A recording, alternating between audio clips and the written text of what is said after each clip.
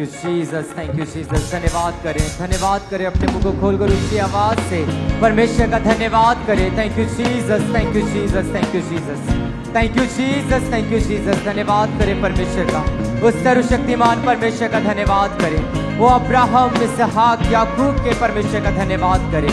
धन्यवाद करें, उसकी स्तुति करें, धन्यवाद करें, क्योंकि वो स्तुति के सिंहासन में विराजमान परमेश्वर है, जिसकी आप और मैं आराधना करते हैं। उसका स्तुति करें, धन्यवाद करें और जय जयकार करें। Thank you Jesus, thank you Jesus, thank you Jesus. धन्यवाद करें, क्योंकि परमेश्वर के वचन में लिखा कि धन्यवाद का बलिदान चढ़ाने वाला उसकी महिमा करता है। उसकी महिमा करें, तारीफ करें, क्योंकि वो तारीफ और महिमा के योग्य परमेश्वर है। Thank you Jesus, thank you Jesus, thank you Jesus, thank you Jesus. धन्यवाद करते हैं परमेश्वर और सब कुछ मांगते हैं यीशु मसीह के नाम से, आमीन।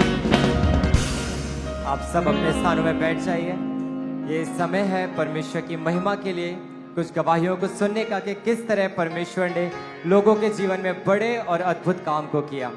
आज आप कैसी भी कंडीशन में क्यों ना आए हो, पर आज परमेश्वर का आत्मा आपको सेम वापस जाने नहीं देगा। वो आपको बड़ी टेस्टमनी के साथ भेजेगा, आपको बड़ी गवाही के साथ ब्लेस करेगा। तो जोरदार तारीफ करें, परमेश्वर का थैंक्स करें। Thank you Jesus, thank you Jesus, thank you Jesus. तो इस समय है परमेश्वर की महिमा के लिए गवाहियों को सुनने का। तो हम परमेश्वर की महिमा के लिए गवाही को देखते हैं।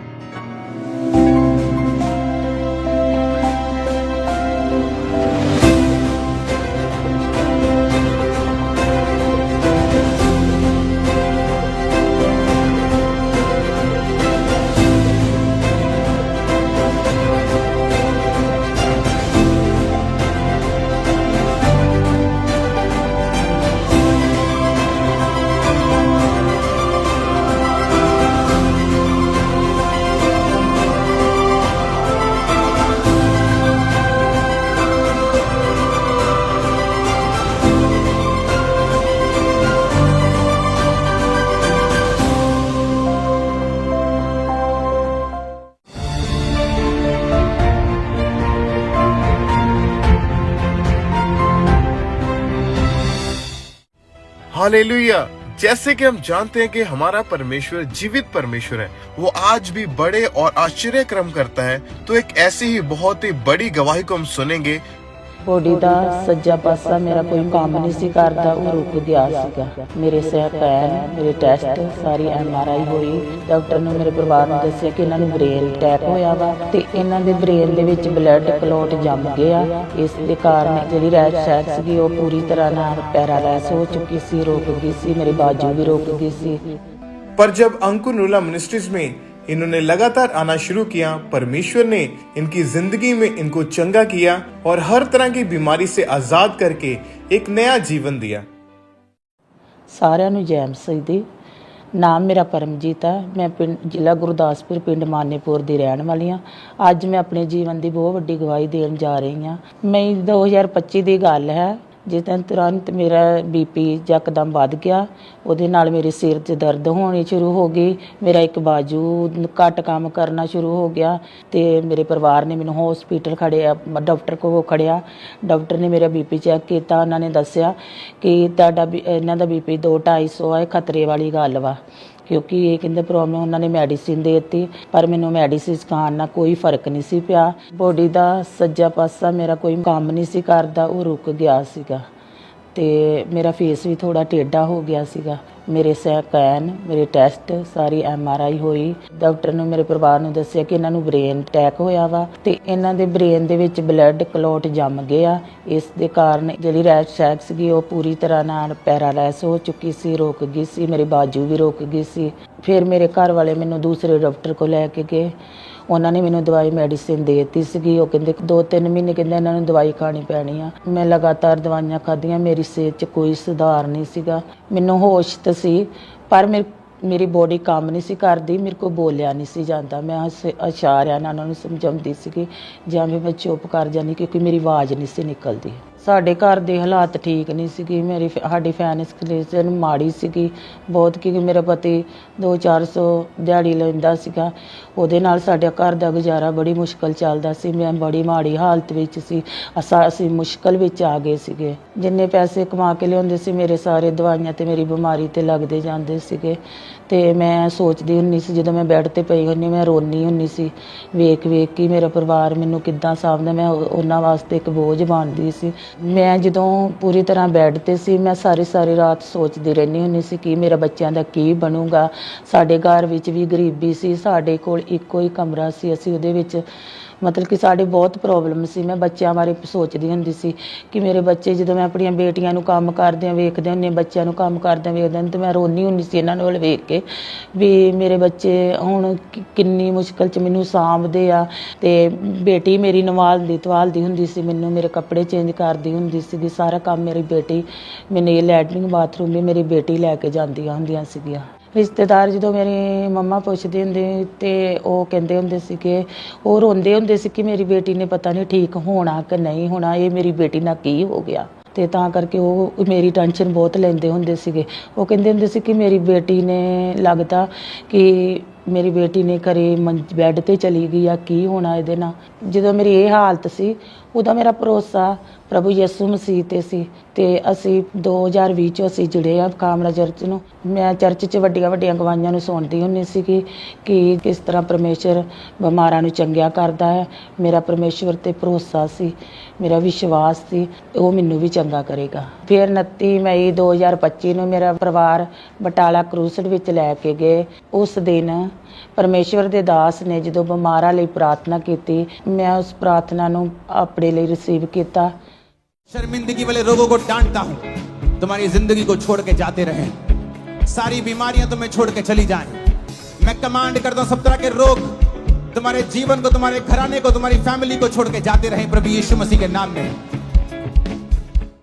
ਜਦੋਂ ਮੈਂ ਉਹਨਾਂ ਪ੍ਰਾਰਥਨਾ ਨੂੰ ਰਿਸੀਵ ਕੀਤਾ ਤੇ ਮੈਨੂੰ ਬੋਡੀ 'ਚ ਕੁਝ ਮਹਿਸੂਸ ਹੋਇਆ, ਮੈਨੂੰ ਸਰੀਰ ਨੂੰ ਗਰਮੈਸ਼ ਜੀ ਹੋਈ ਤੇ ਮੈਨੂੰ ਪਰਮੇਸ਼ਰ ਨੇ ਛੂਇਆ। ਜਦੋਂ ਮੈਂ ਆਪਣੀ ਬੋਡੀ ਨੂੰ ਚੈੱਕ ਕੀਤਾ, ਜਦੋਂ ਇਹਨਾਂ ਦੇ ਪ੍ਰਾਰਥਨਾ ਨੂੰ, ਪ੍ਰਭੂ ਦੇ ਦਾਸ ਦੀ ਪ੍ਰਾਰਥਨਾ ਨੂੰ ਸੁਣਿਆ, ਰਿਸੀਵ ਕੀਤਾ ਤੇ ਫਿਰ ਮੈਂ ਆਪਣੀ ਬੋਡੀ ਨੂੰ ਚੈੱਕ ਕੀਤਾ ਤੇ ਮੇਰਾ ਜਿਹੜੇ ਹੱਥ ਮਤਲਬ ਰੁਕਿਆ ਹੋਇਆ ਸਰੀਰ ਸੀ ਉਹ ਮੈਂ ਚੈੱਕ ਕੀਤਾ ਤੇ ਉਹ ਬਿਲਕੁਲ ਮੂਵਮੈਂਟ ਕਰ ਰਿਹਾ ਸੀ, ਹਿਲ ਜੁਲ ਰਿਹਾ ਸੀਗਾ। ਮੈਂ ਚੱਲਣਾ ਫਿਰਨਾ ਸ਼ੁਰੂ ਕੀਤਾ। ਉਸ ਪ੍ਰਾਰਥਨਾ ਤੋਂ ਬਾਅਦ ਮੈਂ ਬਿਲਕੁਲ ਠੀਕ ਆ, ਕੋਈ ਮੈਂ ਮੈਡੀਸਿਨ ਨਹੀਂ ਖਾਂਦੀ, ਬਿਲਕੁਲ ਮੈਂ ਠੀਕ ਠਾਕ ਆ। ਮੈਂ ਆਪਣੇ ਘਰ ਦੇ ਸਾਰੇ ਕੰਮ ਆਪ ਖੁਦ ਕਰਦੀ ਆ, ਮੈਂ ਬਿਲਕੁਲ ਹੀਲ ਆ। ਪ੍ਰਭੂ ਨੇ ਮੈਨੂੰ ਪੂਰੀ ਤਰ੍ਹਾਂ ਚੰਗਿਆ ਕੀਤਾ। ਜਿਹੜੇ ਲੋਕ ਅੱਜ ਵੀ ਬਿਮਾਰ ਆ, ਮੈਂ ਉਹਨਾਂ ਨੂੰ ਇਹ ਕਹਿੰਦੀ ਕਿ ਪ੍ਰਭੂ ਯਿਸੂ ਮਸੀਹ ਤੇ ਵਿਸ਼ਵਾਸ ਰੱਖੋ, ਅੜੇ ਤੇ ਖੜੇ ਰਹੋ, ਪ੍ਰਭੂ ਤੁਹਾਨੂੰ ਵੀ ਚੰਗਿਆਈ ਸ਼ਿਫਾ ਦੇਊਗਾ। ਜਿਸ ਤਰ੍ਹਾਂ ਪਰਮੇਸ਼ਰ ਨੇ ਮੈਨੂੰ ਬ੍ਰੇਨ ਦੇ ਰੋਗ ਤੋਂ ਹੀਲ ਕੀਤਾ, ਤੁਹਾਨੂੰ ਵੀ ਹੀਲ ਕਰੇਗਾ।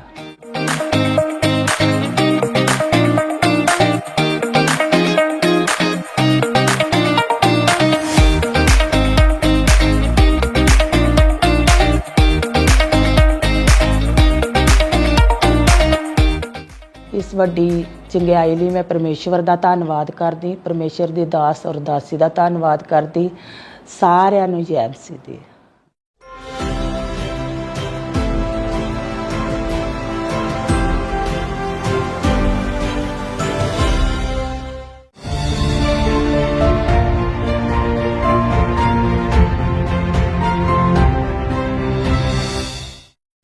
हमारी शादी 5 मई 2017 में हुई थी। फिर उसके बाद में बच्चे के बारे में सोचा, बेबी कंसीव नहीं कर पा रहे थे। जब हमारे बेबी कंसीव नहीं हो पा रहा था तो मैं डॉक्टर के पास गई चेकअप कराने के लिए। तो उन्होंने बोला कि बच्चेदानी पर गांठ है। हम वहाँ से मेडिसिन खा रहे थे, उसके दौरान कोई रिजल्ट नहीं मिल पा रहा था हमें। उसके बाद हमने दूसरा डॉक्टर चेंज किया, दूसरे डॉक्टर ने स्कैन किया तो हमें सेम प्रॉब्लम फिर से भी आ रही थी। बहुत दवा खा कर थक चुकी थी। 6 साल में एक भी बार मैं प्रेगनेंसी कंसीव नहीं कर पाई। डॉक्टर ने बोला बेबी कंसीव करना इम्पॉसिबल है। नहीं, मैं अपने आप से सोच रही थी कि एक बार हम IVF करवा के देखते हैं, पर मुझे बहुत ज़्यादा समस्या था, प्रॉब्लम था। इनको बोल रही थी कि मुझे बच्चा नहीं है तो मुझे छोड़ दो। सबको जय मसीह की। मेरा नाम सुमन है, मेरे हस्बैंड हैं, इनका नाम धर्मराज है। हम यूपी से हैं। आज हम अपने जीवन के सबसे अद्भुत गवाही देने जा रहे हैं कि हमारे जीवन में परमेश्वर कैसे बड़ा काम किए हैं। हमारी शादी 5 मई 2017 में हुई थी। हम अपने लाइफ में कुछ दिन बहुत खुश थे। फिर उसके बाद में बच्चे के बारे में सोचा, बेबी कंसीव नहीं कर पा रहे थे। जब हमारे बेबी कंसीव नहीं हो पा रहा था तो मैं डॉक्टर के पास गई चेकअप कराने के लिए। तो उन्होंने बोला कि बच्चेदानी पर गांठ है। हम वहाँ से मेडिसिन खा रहे थे, उसके दौरान कोई रिजल्ट नहीं मिल पा रहा था हमें। उसके बाद हमारे वाइफ की और भी दिक्कतें आने लगी, पीरियड खुल के नहीं आ रहा था। उसके बाद हमने दूसरा डॉक्टर चेंज किया। दूसरे डॉक्टर ने भी स्कैन किया तो हमें सेम प्रॉब्लम फिर से भी आ रही थी, वहाँ पर भी सेम प्रॉब्लम था। जब मैं दूसरे हॉस्पिटल में गई दवा कराने के लिए, उन्होंने टेस्ट लिखा। तो मैं जब जांच कराने के लिए गई पैथोलॉजी पे, तो वहाँ पे जब टेस्ट हुआ तो वहाँ जो फ्लोपियन ट्यूब जांच कर रहे थे, वहाँ जांच करते करते बस थोड़ा सा ही फ्लोपियन ट्यूब खुला था। वहाँ से जब रिपोर्ट दिखाने डॉक्टर के पास आई तो उन्होंने बोला कि ये थोड़ा सा ही खुला है, कोई पॉसिबल नहीं है, लेकिन तुम दवा चलाते जाओ। मैं दवा वहाँ तक काफ़ी समय तक चलाई। वहाँ से जब मैं थक चुकी थी दवा कराते कराते, बहुत दवा खा कर थक चुकी थी। 6 साल में एक भी बार मैं प्रेगनेंसी कंसीव नहीं कर पाई। डॉक्टर ने बोला बेबी कंसीव करना इम्पॉसिबल है। नहीं, मैं अपने आप से सोच रही थी कि एक बार हम IVF करवा के देखते हैं, पर मुझे बहुत ज़्यादा समस्या था, प्रॉब्लम था, क्योंकि हम लोग गरीब फैमिली से हैं तो बहुत ज़्यादा परेशानी था। और ये भी नहीं कर सकते कि इतना पैसा कहाँ से मैं लाऊं। बेबी नहीं था तो मैं सोच रही थी कि शायद मुझे बच्चा होगा या नहीं होगा।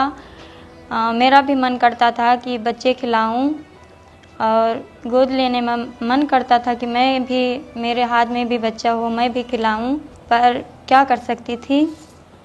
जब भी मुझे पीरियड आता था मैं बहुत रोती थी। इनको बोल रही थी कि मुझे बच्चा नहीं है तो मुझे छोड़ दो, पर ये बोले कि नहीं होगा तो कोई बात नहीं है, हम दोनों साथ में रहेंगे। लोग पूछते थे कि तुम्हें बच्चा क्यों नहीं हो रहा है, तो मैं कुछ नहीं बोलती थी, बस चुप ही रहती थी। बच्चा नहीं हो रहा था तो मैं ज़्यादा नहीं जाते थे, किसी के पास नहीं बैठती थी ज़्यादा कि कोई फिर से पूछने लगेगा, इसलिए मैं किसी के पास इतना नहीं बैठती थी। जब हम पूरी तरीक़ा से उम्मीद छोड़ दिए थे, फिर उसके बाद मुझे परमेश्वर के बारे में जानकारी मिला। वहाँ पर जब मुझे यीशु मसीह के बारे में मालूम पड़ा तो वहाँ जब बाइबल में पढ़ती थी, विश्वास बढ़ा कि जब सारा को बच्चा हो सकता है तो हमें भी होएगा, क्योंकि उसमें लिखा है कि सारा 90 वर्ष की बांझ थी, मासिक धर्म भी बंद हो गया है, फिर भी परमेश्वर ने कहा क्या कोई काम मेरे लिए संभव है। उसको परमेश्वर ने बच्चा दिया तो मुझे भी देंगे। एलिशिबा को भी बच्चा दिया। और फिर उसके बाद में ये भी वचन में लिखा है कि वह बांझ को घर में लड़कों को आनंदित करने वाली माता बनाता है, गर्भ का फल यहोवा के वर्ड से आता है। जब हम बम्बई शिफ्ट हुए तो एक लोगों ने हम लोगों को बताया बम्बई ब्रांच के बारे में, अंकुर नरोला मिनिस्ट्री के बारे में। ब्रांच में मैं गई तो अद्भुत गवाही आ रही थी कि किसी को 8 साल, किसी को 10 साल, किसी को 18 साल बच्चा हो रहा है। मुझे विश्वास बढ़ा कि लोगों को इतने समय के बाद बच्चा हो रहा है तो मुझे भी बच्चा देंगे परमेश्वर। इसी तरह हम फिर अंकुर नरोला मिनिस्ट्री के साथ जुड़े रहे। फिर वहाँ 25 दिसंबर 2023 को पापा जी ने प्रोफेसी की। और जो बहनों के बेबी नहीं, अपने पेट पे हाथ रखो। अगर आपकी वाइफ यहाँ मौजूद नहीं है, हस्बैंड यहाँ है, तो वो भी अपने सिर के ऊपर हाथ रखे। आज मैं घोषणा करता हूं खुदा का दास होने के नाते, जो बहनें यहाँ मौजूद है और आपके बेबीज नहीं हैं, अगली 25 को, अगली क्रिसमस को आप अपने बेबीज की टेस्टिमनी के साथ इस पुलपिट पे खड़ी होंगी इन जीसस नेम। आपके सारे कर्ज को मैं ब्रेक करता हूं प्रभु यीशु मसीह के नाम में, टूट रहे हैं आपकी लाइफ से इन जीसस नेम। उस प्रार्थना को हमने रिसीव किया। जब मैं पहली बार मेरा पीरियड बढ़ा, उसके बाद किट मंगाई, मैं चेक कराने के लिए गई और मैं सोच रही थी कि शायद हो सकता है या नहीं। फिर परमेश्वर के वचन के बारे में भी याद कर रही थी कि नहीं, सारा को हो सकता है तो हमें भी हो सकता है। फिर मैं चेक की तो मेरा किट पॉजिटिव आया। मैं खुशी से रो रही थी और इनको दिखाया, सबसे पहले इनको दिखाया। इनको भी बहुत खुशी मिली, हमारे घर वालों को भी बहुत खुशी मिली। परमेश्वर का धन्यवाद किया कि प्रभु ने हमारे जीवन में बहुत बड़ा अद्भुत काम किए। उसके बाद परमेश्वर ने मेरे प्रेगनेंसी को संभाल के रखा। फिर 13 अगस्त 2024 में मुझे एक बेटी के साथ परमेश्वर ने ब्लेस किया। अब हम अपने बेबी के साथ पूरी तरीक़ा से खुश हैं, पूरी तरह से अपने लाइफ में बहुत ही खुश हैं। परमेश्वर ने एक सुंदर बेबी के साथ हमें ब्लेस किया है, इसके लिए परमेश्वर का बहुत बहुत धन्यवाद करते हैं। जिसके पास बेबी नहीं वो भी विश्वास करे, क्योंकि हमें भी बच्चा 7 साल पे हुआ है और बहुत सारे लोगों को बच्चा परमेश्वर ने 8 साल 10 साल के बाद बच्चा दिया है, 20 साल के बाद बच्चा दिया। सारा को बच्चा दिया है जो कि मासिक धर्म बंद था। और आप लोग भी विश्वास करो, आपको भी बच्चा मिलेगा, क्योंकि परमेश्वर का वचन कभी खाली नहीं जाता है। क्योंकि लिखा है दुनिया टल जाए, आसमान टल जाए, परंतु मेरे बातें कभी ना टलेगी।